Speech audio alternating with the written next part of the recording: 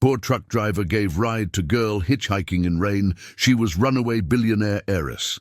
Hello everyone, and welcome back to Romance Rewind Stories. Before we dive into today's incredible story, I have a small favor to ask. If you're enjoying these heartwarming tales, please hit that subscribe button and turn on the notification bell so you never miss our latest uploads. It's quick, it's free, and it's the best way to support us in bringing you more emotional romance stories. And here's something I'd love to know. Where are you watching from today? Drop your city or country in the comments below. I always enjoy seeing our amazing community from around the world. Oh, and if this story touches your heart, don't forget to hit the like button. It really helps us grow and reach more people who love these kinds of tales. Now, let's get into today's story. Poor truck driver gave ride to girl hitchhiking in rain. She was runaway billionaire heiress. The rain came down in sheets across the Montana highway, the kind of downpour that made visibility nearly zero and turned the road into a river. Canyon Pierce squinted through his truck's windshield, his wipers working overtime as he drove the familiar route from Billings to Missoula, hauling freight for the small company he co-owned with his brother. At 34, Canyon had made peace with his life. He wasn't rich. The trucking business barely kept him and his brother afloat, but he was honest, hard-working, and content with his simple existence. He lived in a small apartment above his brother's garage, drove a truck with 300,000 miles on it, and measured wealth in things like good coffee and reliable friends. That's when he saw her. A figure on the side of the highway, thumb out, completely soaked, despite the inadequate protection of a thin denim jacket. As Canyon got closer, his headlights illuminated a young woman, probably mid-20s, dark hair plastered to her face, shivering violently. Canyon's mother had raised him to never pick up hitchhikers. Too dangerous, too unpredictable. But his mother had also raised him to help people in trouble. And this girl was definitely in trouble. Hypothermia kind of trouble in this weather. He pulled over, leaned across to roll down the passenger window and called out, "You're going to die of exposure out here. Get in." The girl hesitated for only a second before yanking open the door and climbing into the warm cab. She was shaking so hard her teeth chattered. "Thank you," she managed through chattering teeth. "I thought I was going to freeze." Probably would have. Here. Canyon grabbed the emergency blanket he kept behind his seat and wrapped it around her shoulders. "Heat's cranking. Give it a few minutes and you'll warm up. What the hell were you doing hitchhiking in this weather?" "Long story. I've got 3 hours until Missoula. I've got time." The girl looked at him then, really looked at him, as if assessing whether she could trust him. Canyon kept his eyes on the road, giving her space to decide. "My name is Aurora," she said finally, "and I'm running away." "From what? Abusive boyfriend? Bad family situation? From a wedding? To a man I don't love. That my family arranged for business purposes." Canyon glanced at her, noting for the first time that despite the cheap jacket and jeans, there was something refined about her. The way she held herself, her speech patterns, her hands that had clearly never done manual labor. "Arranged marriage? What century are you from?" "The century where my family owns half the commercial real estate in America and thinks I'm a business asset to be traded for merger opportunities." Aurora's voice was bitter. "I was supposed to get married tomorrow to Harrison Blackwell, heir to Blackwell Industries. Our families have been planning it since we were teenagers, and I couldn't do it. I couldn't spend my life with someone who sees me as a portfolio acquisition." "So you ran." "So I ran. Took off my engagement ring, grabbed whatever cash I had, and started walking. Been hitchhiking for 2 days now, trying to get as far from New York as possible." Canyon processed this. "You said your family owns half the commercial real estate in America. What's your last name?" "Does it matter?" "Guess not. You're just Aurora, the runaway bride. I'm Canyon, the truck driver who picked you up. Nice to meet you." For the first time, Aurora smiled. "Nice to meet you too, Canyon." They drove in companionable silence for a while, the rain pounding the roof, the heater blasting warm air. Aurora gradually stopped shivering and started looking around the truck cab, taking in the worn seats, the thermos of gas station coffee, the country music playing low on the radio. "How long have you been a truck driver?" she asked. 10 years. My brother and I inherited our dad's small freight company when he died. We haul cargo across Montana and Wyoming mostly. It's not glamorous, but it's honest work. Do you like it? Most days. I like the independence, the open road, the simplicity. Don't have to wear a suit, don't have to deal with corporate politics, don't have to pretend to be something I'm not. That's worth more than a big salary to me. That sounds wonderful, Aurora said wistfully. I've spent my entire life pretending, playing the perfect daughter, the dutiful heiress, the polished socialite. I don't even know who I actually am underneath all the expectations. So figure it out. You've got a clean slate now, till my family finds me. They're probably already looking. My father has private investigators, security teams, connections everywhere. It's only a matter of time. Then make the time count. Be whoever you want to be until they find you. Aurora looked at him with something like wonder. You make it sound so simple. It is simple. Doesn't mean it's easy, but it's simple. You want to be someone different? Be different. Make different choices. Live differently. I don't even know where to start. Canyon thought for a moment. Where were you planning to go? Any destination in mind? I don't know. Somewhere I could disappear. Be anonymous. Just be Aurora. Not Aurora Sterling, heiress. Just Aurora. Canyon's hands tightened on the wheel at the name. Sterling. As in Sterling Global Properties. As in one of the wealthiest families in America. But he kept his voice neutral. Missoula's not a bad place to disappear. Big enough to blend in. Small enough to be manageable. You could get a job, rent a room, live simply for a while, figure out who you are when nobody's watching. A job? I've never had a job in my life. I don't have any marketable skills. Everyone has skills. What did you study in college? Art history and classical literature, both completely useless in the real world. Not useless, just specialized. You could work in a bookstore, a museum, a gallery, or you could do something completely different. Wait tables, work retail, learn a trade. Point is, you have options if you're willing to work. Work, Aurora repeated like the concept was foreign. Actual work for actual money. That's how most of us live. Might be good for you.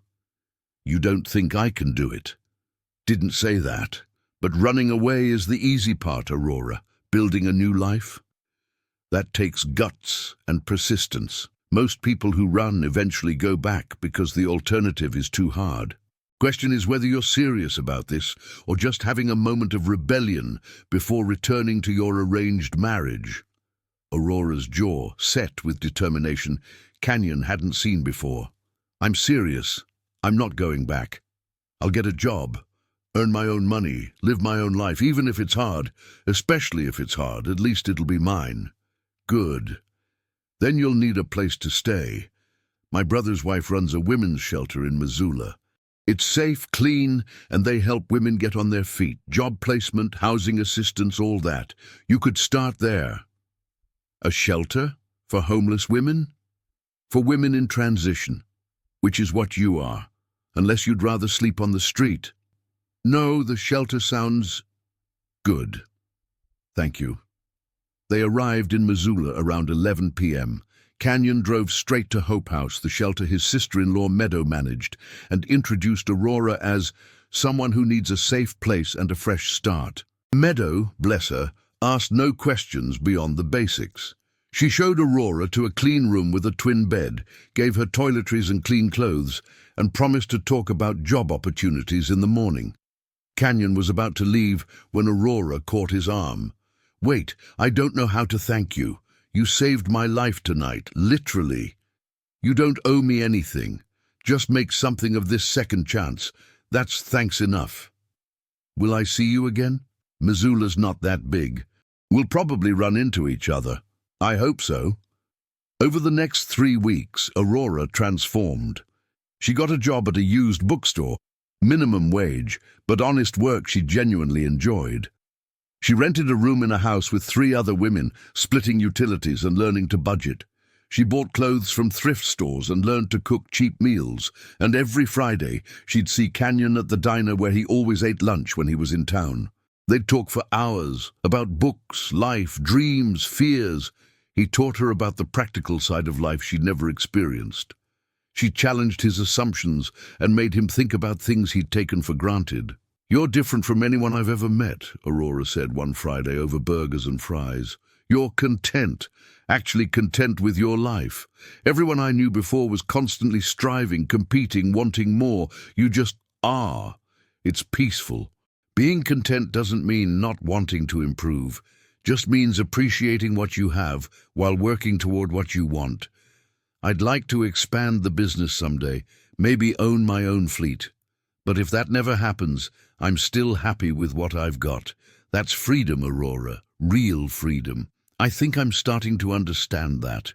For the first time in my life, I'm making my own choices, even stupid ones like burning my dinner last night or buying shoes that gave me blisters. They're my mistakes to make. That feels incredible."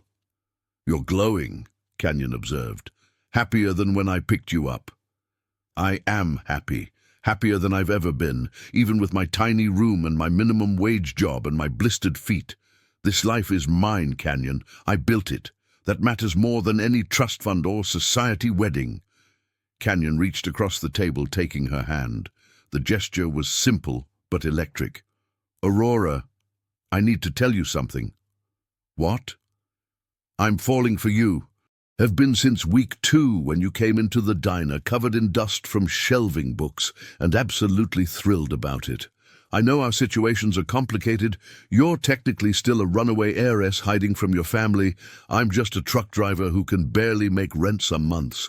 But I can't keep pretending I only see you as a friend." Aurora's eyes filled with tears. "I'm falling for you too. You're the first person who's ever seen me, really seen me. Not my family name or my trust fund or my social status. Just me, Aurora, the bookstore worker who burns dinner and wears thrift store clothes and finally feels like herself. Then let's try this. Really try. See where it goes. What about when my family finds me? Because they will eventually. My father doesn't give up. Then we deal with it together. But Aurora, you're not that person anymore. You're not the heiress who ran away from her wedding. You're Aurora, who works at a bookstore and pays her own rent and makes her own choices. That person gets to decide her own future." They dated for 3 months in secret simplicity, cheap dinners, walks in the park, movie nights in her tiny room. Aurora had never been happier, and Canyon felt something he'd thought impossible. He'd fallen completely in love with a woman who'd started as a soaked hitchhiker and become his entire world. Then one Tuesday, Aurora came into the diner looking shaken. "They found me," she said without preamble. "My father's investigator tracked me down. He's here in Missoula. Wants to meet tomorrow to discuss my return to the family." "What do you want to do?" "I want to tell them I'm not coming back. That I'm staying here, living my life, making my own choices. But Canyon, I'm terrified they'll force me somehow. My father has resources, power, connections, and you have the law on your side. You're 26 years old, an adult. They can't force you to do anything, but Aurora, you need to be sure, because once you tell them officially, there's no going back. You'll be choosing this life." He gestured around the modest diner. "Over that one." "I'm choosing you," Aurora said firmly. "I'm choosing myself, the version of me I've discovered here. I don't care about the money or the social status or the family name. I care about living authentically, with you, if you'll have me. Always." The meeting with her father's investigator happened at a coffee shop downtown. Canyon insisted on coming with her, sitting at a nearby table for moral support. The investigator was professional but pointed. "Ms. Sterling, Your father has instructed me to inform you that your trust fund has been frozen until you return home and fulfill your obligations to the family. Additionally, the wedding to Harrison Blackwell has been postponed, but not cancelled. Your family expects you home within the week. Tell my father, Aurora said, her voice steady despite her shaking hands, that I'm not coming home. I'm staying in Missoula. I have a job, an apartment, a life I've built myself. I don't need the trust fund. I don't want the arranged marriage, and I'm finally happy. If he can't accept that, then we have nothing more to discuss. Ms. Sterling, you're throwing away billions of dollars and your entire family legacy for what? A minimum wage job and a studio apartment. For freedom, for authenticity, for love, things money can't buy. The investigator looked at Canyon then, assessing. And you are? Canyon Pierce, Aurora's boyfriend. And before you run a background check, I'll save you time. I'm a truck driver who makes about $40,000 a year, drives a 15-year-old truck, and has zero interest in Aurora's family money. I love her for who she is, not what she has. How convenient. Actually, it's inconvenient as hell. Loving a runaway heiress means dealing with investigators and family pressure, and people assuming I'm after money I don't want.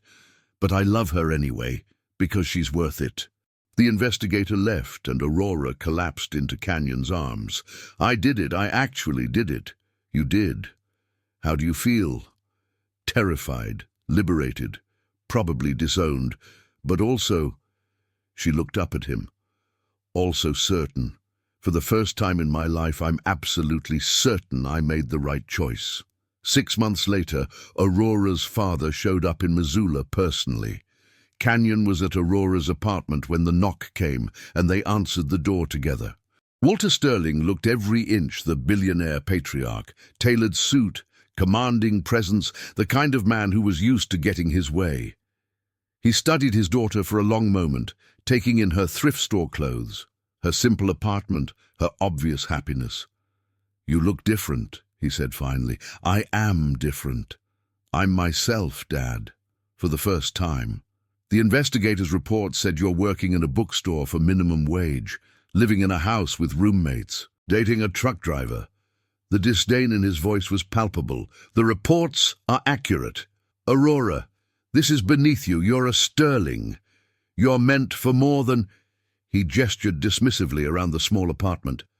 More than happiness, more than authenticity, more than choosing my own life. Aurora stood taller. Dad, I know you don't understand, but I'm happier now than I ever was in New York. I'm making my own choices, earning my own money, building my own life. That's worth more than any trust fund. Walter turned to Canyon. And you, to your intentions toward my daughter. To love her, support her, and respect her choices, whether those choices include her family's money or not. I didn't fall for Aurora Sterling, heiress. I fell for Aurora, the woman who works hard, burns dinner regularly, and lights up when she talks about books. That's who I love. You're a truck driver. Yes, sir. I own a small freight company with my brother. We're not rich, but we're honest and we work hard.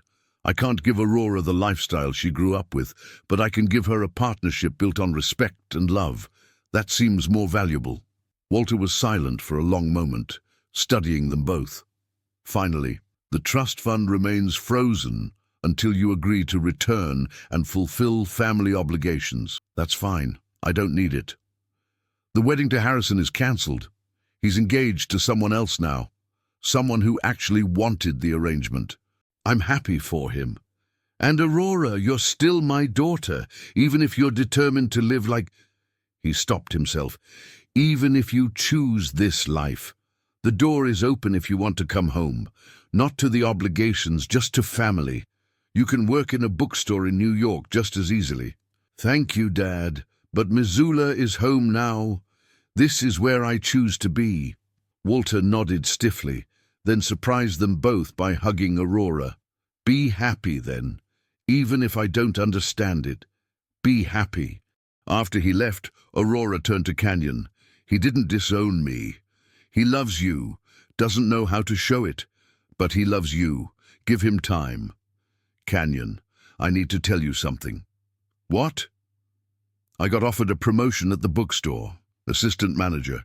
Still not much money, but it's mine. I earned it, and I'm going to take it. I'm building a life here. With you. Is that okay? Canyon pulled her close. It's more than okay. It's everything. They married a year later in a simple ceremony at the same diner where they'd had their first real conversation. Walter Sterling attended, looking uncomfortable but present. Harrison Blackwell sent an expensive gift and a note saying, "Congratulations on finding what I never could, someone who loves you for you." During the vows, Canyon said, "Aurora, you hitchhiked into my life soaking wet and running from everything you'd ever known. You could have gone back once you got warm and dry. Instead, you stayed.